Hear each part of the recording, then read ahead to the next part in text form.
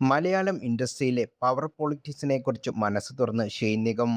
സിനിമയിലെ power politics തനിക്ക് മനസ്സിലായിരുന്നില്ല എന്നും, എന്നാൽ ജനങ്ങളുടെ സ്നേഹവും അതിനോടൊപ്പം തനിക്ക് ഉണ്ടായിരുന്നുവെന്നും മനസ്സ് തുറക്കുകയാണ് ഷെയ്ൻ നിഗം.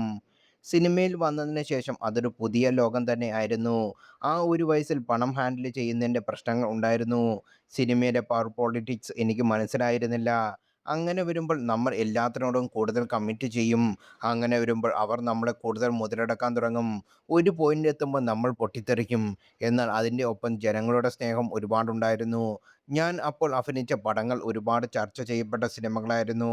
ഒരു വശത്ത് പ്രേക്ഷകരുടെ സ്നേഹവും ഇൻഡസ്ട്രിയുടെ പവർ പൊളിറ്റിക്സും മനസ്സിലാകാത്ത ഒരു വശത്ത് 19-ആം വയസ്സിലാണ് നായകനായി എത്തുന്നത്.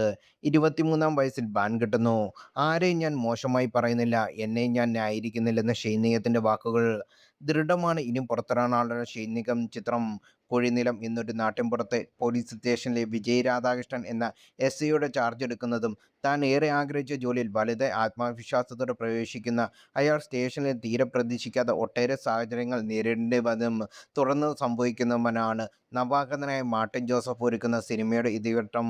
സിനിമയുടേതായി പുറത്തിറങ്ങിയ ട്രെയിലർ അടുത്തിടെ ശ്രദ്ധ നേടുകയും ചെയ്തിരുന്നു.